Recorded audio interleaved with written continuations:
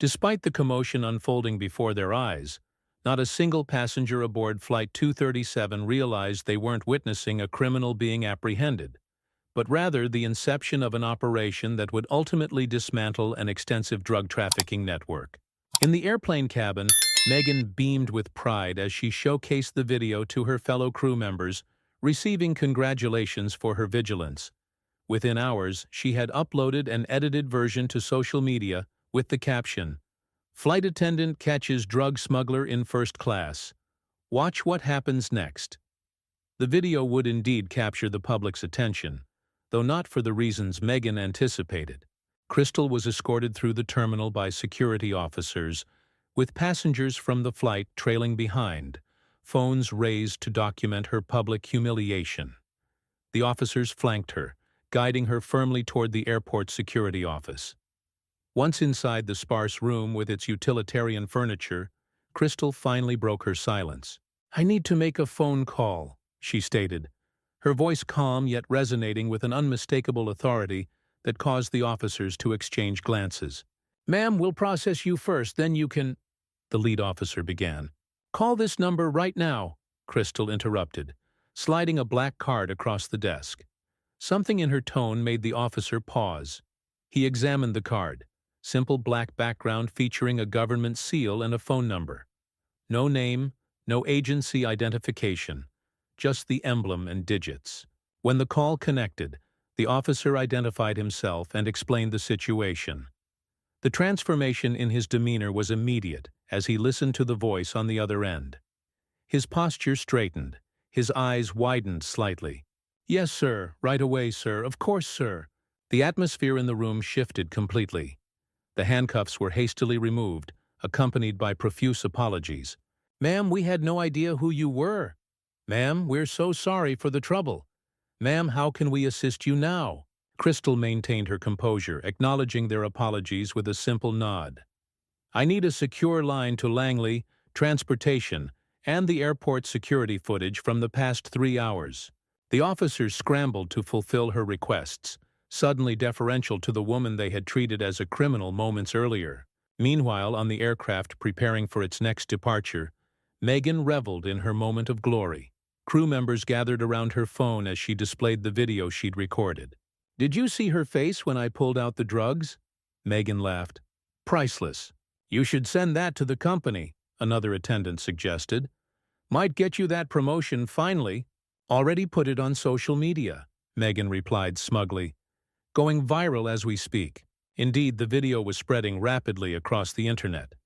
Within hours, it had garnered over 100,000 views, with numbers climbing rapidly. Comments flooded in. "Great job catching her." "Why am I not surprised who the drug dealer was?" "This is why I have trust issues with certain people in first class." The racist undertones in many comments went unchallenged as the video continued to spread. Megan was being hailed as a hero by strangers ignorant of the truth. What these viral viewers didn't know, what Megan certainly didn't realize, was that the narrative they thought they were sharing was about to change dramatically. The woman they were attacking wasn't merely innocent. She was one of the government's top agents, and she had documented everything. While Megan's edited video was circulating widely, Crystal was entering CIA headquarters. She moved purposefully through security checkpoints, her ID badge granting her immediate access to areas few people knew existed. In a secure meeting room, Director Reynolds awaited her arrival with 2 senior analysts.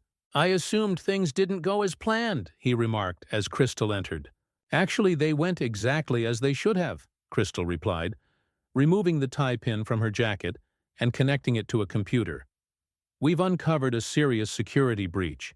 The large screen on the wall illuminated with high-definition footage from Crystal's hidden camera. The angle perfectly captured Megan adjusting her seat and ultimately planting the drugs in Crystal's seat pocket when she visited the lavatory.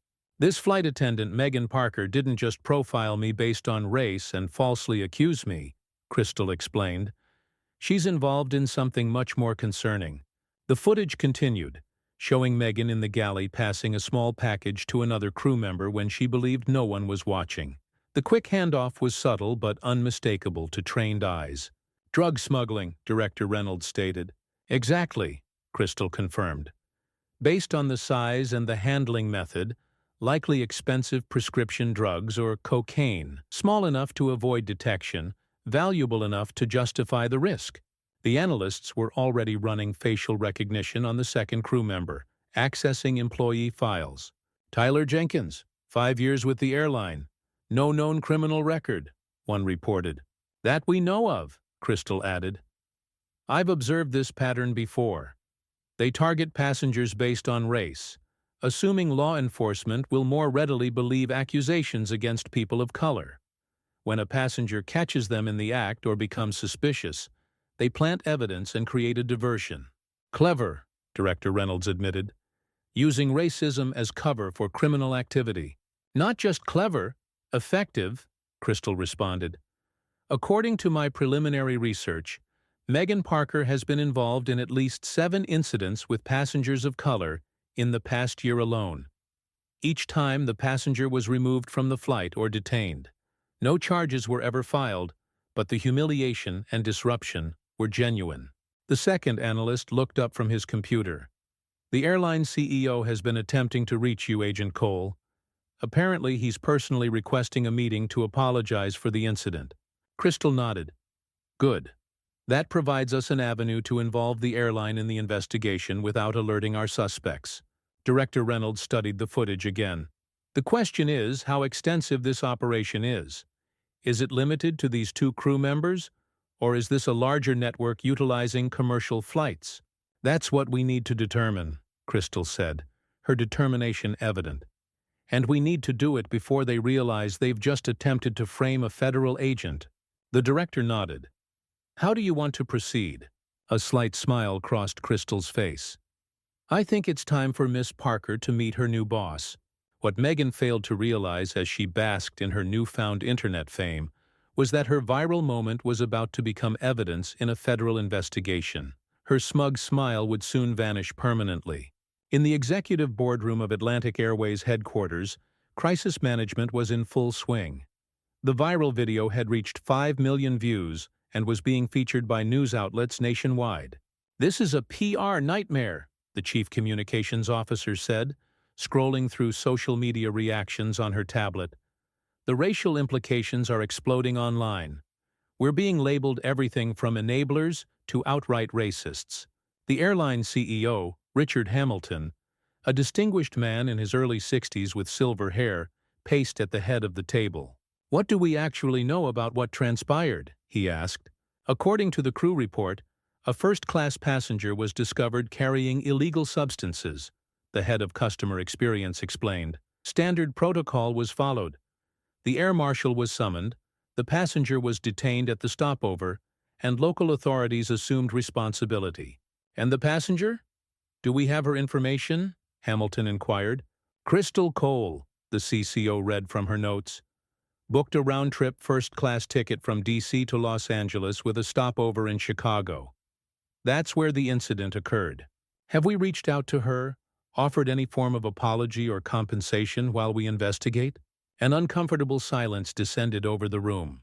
Actually, sir, the head of security finally spoke, we've been trying, but we're encountering obstacles.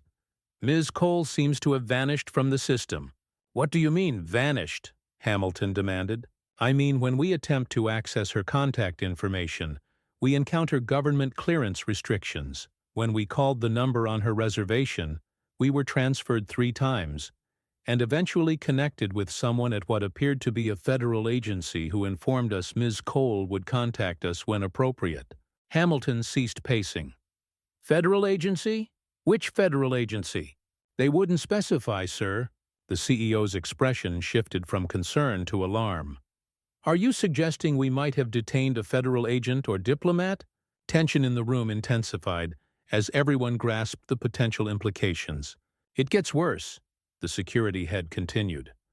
I retrieved the security camera footage from the gate and cabin to review the incident myself. The unedited version clearly shows our flight attendant planting the drugs.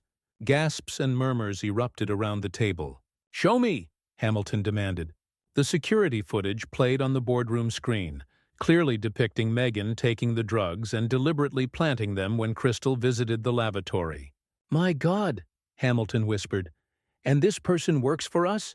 The conversation was interrupted by Hamilton's private line ringing. The CEO answered, his expression growing increasingly grave as he listened. "Yes, sir, I understand. Yes, we will cooperate fully. Absolutely. Thank you for the information." When he hung up, his face had drained of color. "That was the Director of Transportation Security Administration," he informed the stunned room. "The passenger our employee falsely accused and publicly humiliated is Crystal Cole, a senior CIA operative conducting a security assessment of our airline." The silence that followed was deafening. "Apparently," Hamilton continued, "what began as a routine evaluation has now evolved into a comprehensive investigation of a suspected drug smuggling operation involving our flight crew." The head of legal affairs found her voice first. "What do they want us to do?" "They're sending Agent Cole here tomorrow morning to brief us personally," Hamilton replied. "In the meantime, we are to proceed normally, issue our standard "we're investigating" statement, and most importantly, not alert Flight Attendant Parker or any other crew that they're under scrutiny." As the executives absorbed this bombshell, the head of PR checked her phone and groaned. "Megan Parker is scheduled for a morning show interview tomorrow. She's being portrayed as a hero who thwarted a drug dealer." Hamilton's expression hardened with resolve. "Not for long. Schedule a company-wide meeting for all available flight crews tomorrow afternoon. Tell them we're recognizing Parker's actions. Let's ensure she and any accomplices attend." "Are we setting a trap?" the CCO asked incredulously. "We're not," Hamilton corrected, "but Agent Cole is." The morning after the viral video, Megan Parker arrived at the crew entrance of Atlantic Airways, feeling like a celebrity. Her phone had been buzzing nonstop with notifications. The video of her catching a drug smuggler had reached 10 million views overnight. "There she is, the hero of Flight 237, called out a colleague as Megan entered the crew lounge. Several flight attendants applauded. One even requested a selfie with her. Megan absorbed the attention, her smile broader than it had been in months. This was what she had always desired: recognition, respect, admiration. The fact that it came at the expense of a black woman's dignity didn't trouble her in the slightest. "The Morning News wants to interview you," said Tyler, approaching with coffee for her. "They contacted the airline PR department." "I know," Megan replied, attempting to sound humble but failing. "I'm doing it at 11:00, live from the terminal." Another flight attendant rushed over, phone in hand. "Have you seen the company email? The CEO wants to meet with our entire crew this afternoon." Megan's eyes widened. "The CEO? Richard Hamilton himself?" "The email says they want to recognize the crew of Flight 237 for outstanding service and security awareness," the colleague continued. "Megan, I think you're getting a promotion." The prospect of finally being recognized, of advancing to senior cabin crew or perhaps even management, made Megan's heart race. This was it. Her moment. Her reward. In the bathroom mirror, Megan rehearsed her speech. "I was just doing my job," she practiced, experimenting with different expressions of false modesty. "The safety of our passengers is always my priority." What she didn't verbalize, even to herself, was how gratifying it felt to put that woman in her place. How satisfying it had been to witness the shock and humiliation on her face. How right it felt to see someone like her being led away in shame. As Megan applied another coat of lipstick, her phone buzzed with a text from her drug contact. "Saw the video, not smart drawing attention. Canceling meeting this week." Megan frowned. They were worried unnecessarily. This attention was the perfect cover. Who would suspect the heroic flight attendant of being a drug mule? She texted back, "Relax. This is good for us. We'll call later." What Megan didn't realize was that at that moment, her accomplice Tyler was being tailed by two plainclothes federal agents. Her supplier's phone was already being monitored, and the meeting she was so excited about was nothing like what she imagined. As Megan primped in the mirror, rehearsing humble lines she didn't mean, the real power players were assembling at corporate headquarters across town. At the center of that gathering was a woman whose name the world was about to learn. Crystal Cole, CIA operative and the architect of Meghan Parker's downfall. The expansive conference room at Atlantic Airways headquarters was filled to capacity. Flight crews from throughout the airline's network had been summoned for what they believed was a special recognition ceremony. The room hummed with excited conversation. In the front row, Meghan Parker sat with perfect posture, her uniform immaculate, her smile wide but controlled, practicing the professional demeanor she thought befitting of someone about to be promoted. Beside her, Tyler shifted uncomfortably. "Why are there security guards at the doors?" he whispered to Meghan. She barely glanced at them. "Probably because the CEO is coming. Stop being paranoid." What Meghan failed to notice was that these weren't typical corporate security personnel. These men and women possessed the vigilant eyes and ready stance of federal agents.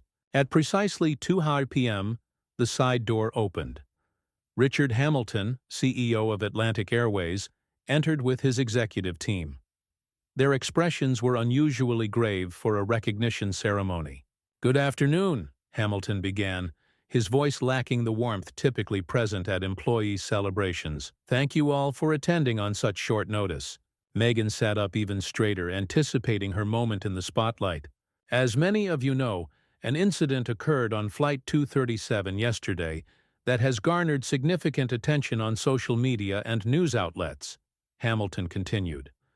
"A passenger was accused of carrying illegal drugs and was removed from the aircraft." Meghan nodded along, already envisioning being called to the front. "What you don't know," Hamilton's voice grew sterner, "is that this incident has revealed a serious security breach within our airline." A murmur swept through the crowd as confusion replaced excitement. "Today, I want to introduce someone who will be heading a new joint task force between Atlantic Airways and federal authorities," Hamilton said. "This individual will lead an investigation into security vulnerabilities and potential criminal activity among our staff." Meghan's smile began to fade. This wasn't the script she had anticipated. "I'd like to introduce our new head of aviation security and integrity," Hamilton said, turning toward the side door. "Please welcome Special Agent Crystal Cole." The door opened and Crystal walked in. The woman who entered was the same one Meghan had humiliated just 24 hours earlier, but transformed. Gone was the casual travel attire. In its place, Crystal wore an impeccably tailored suit that radiated authority. Her FBI credentials gleamed at her hip as she approached the podium, her eyes briefly meeting Meghan's shocked gaze. The room fell silent as everyone recognized the woman from the viral video. The woman who was supposed to be a disgraced drug smuggler was now standing before them as a federal agent,